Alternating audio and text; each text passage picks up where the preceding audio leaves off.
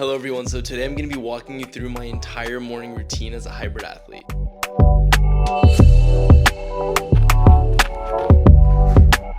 So I've been waking up a little earlier every single day, and today I woke up at 6:30 a.m. and after getting dressed, I'll immediately drink some water before heading outside to get some morning sunlight. Guys, I'm telling you, this is a game changer when it comes to setting your circadian rhythm.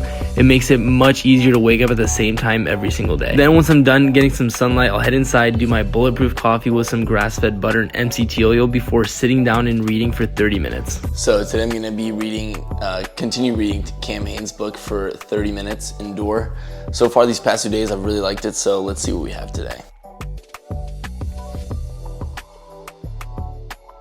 Just finished the 30 minutes of reading for today, and guys, solid read. I am fired up right now. It's like almost reading a motivational book, but it's just literally just about his life. But anyways, now let's get ready for our run.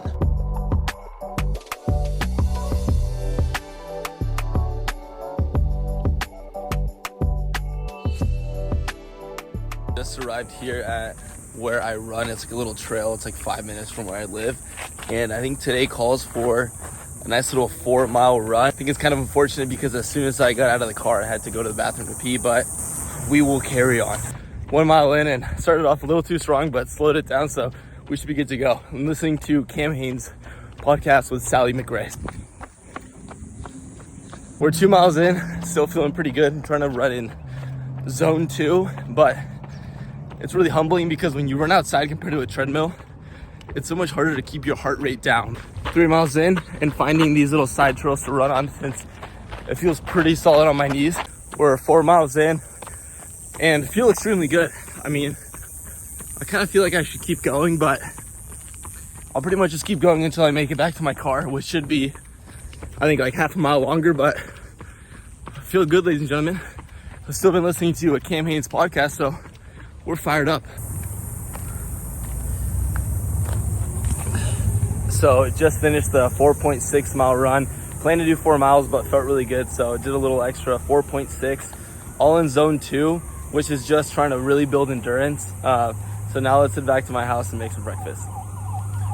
And if my face looks really white, it's because I caked on sunscreen before this run. For today's breakfast, we're gonna be having the usual 3 pasture-raised eggs, but with a little twist. I have here a nice little ground beef dish mix. So I'm gonna mix it into the eggs and make it taste a little better. It can get a little boring just eating 3 scrambled eggs every single morning. So let's mix it up today.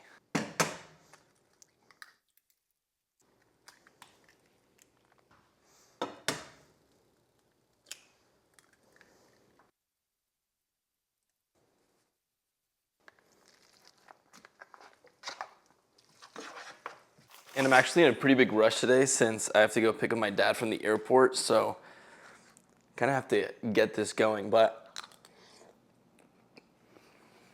while the eggs cook with the meat, I'm having some cantaloupe, especially after a morning run or before a morning run. Having a nice little carb load is always good. This is so good. Cantaloupe has been hitting lately. I don't know why, but also, can anyone else relate to this? I got this bouncy ball at like a Dave & Buster's type of place recently, and pretty much been bouncing it around the entire day. I've been wanting to get a bouncy ball for a while now. It's just fun while you're cooking, you're just doing random things, and maybe because I'm a little acoustic, but yeah. Pretty much just bounce it around like this the entire day. Let's go over here. For some reason, these eggs took a while to cook for some reason, but they look amazing. So let's try this and dig in. I've never actually made this combo before, but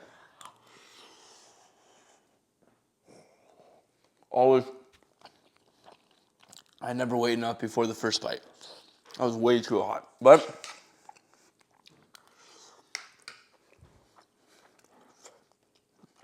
super solid, honestly. Way better than the typical just like 3 plain scrambled eggs that I eat every morning. So I'm gonna dig into this.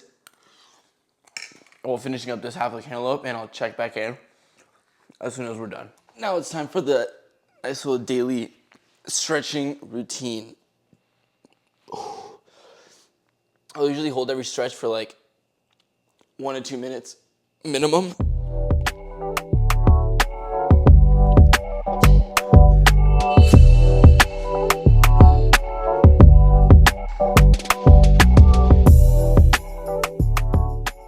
That's a wrap for today's little stretching session, and now off to the gym. And today we have the daily mix, which is some Celsius mixed berry with some creatine and L-citrulline from My Protein. So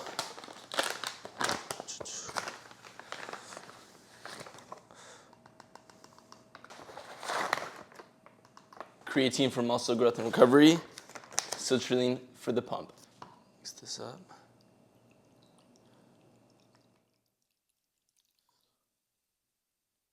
I'll finish drinking this and then I'll see you at the gym. So today's gonna be a nice little chest and tris day.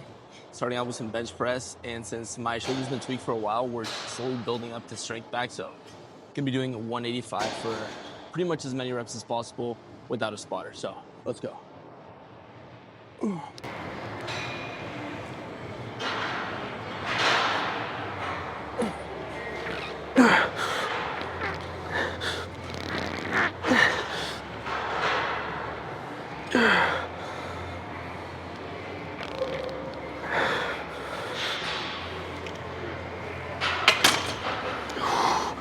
Good idea. I think that was 10 reps. I was going for 8, but 10 reps, so got way too better than I thought it would. So that's my second set of that weight, so I'll probably do one more and then move on to the next exercise. All right, feeling good, boys, so let's go for 10 again.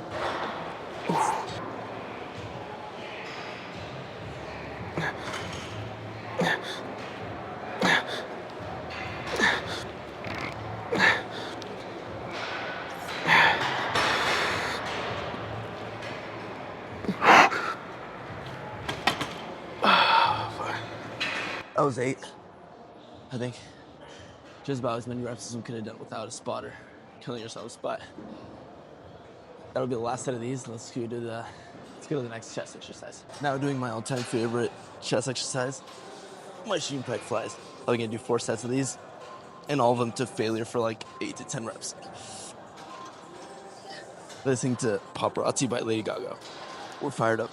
All right, last set of these. Let's go.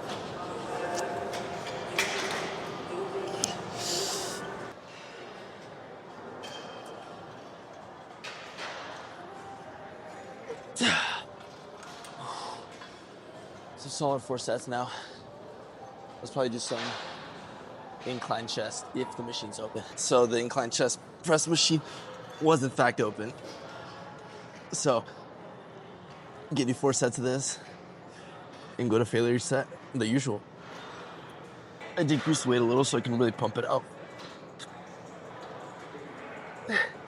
Listening to Viva La Vida hardstyle remix.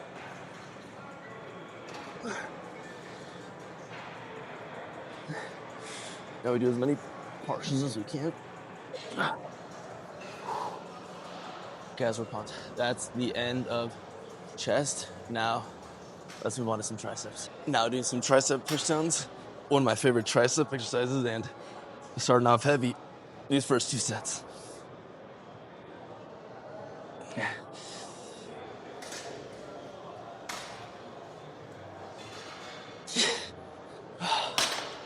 So I always start heavy the first 2 sets to just practice on strength, and then the last 2, lighter weight, just burn it out. So last set of these, did a drop set, just really trying to burn it out.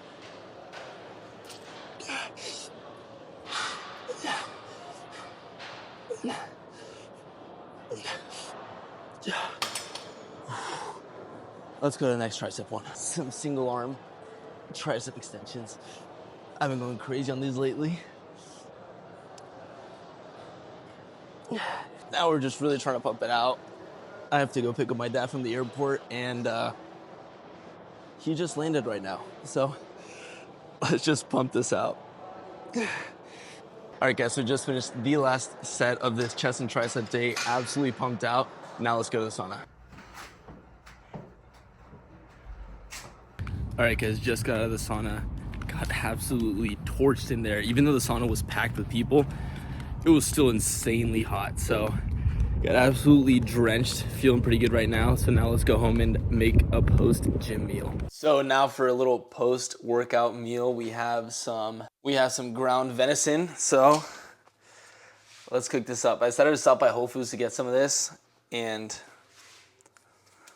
let's see how it is. This meat tends to be way leaner than like your typical like grass-fed beef.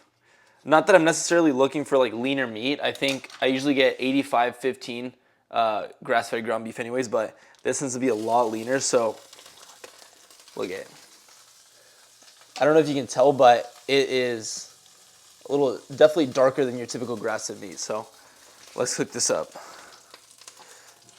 This is super hot. Maybe a little too hot.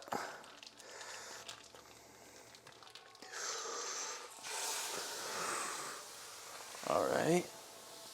Now, let's now add the core seasonings I add to everything. Some seasoning salt and crushed black red pepper. So let's crush this up.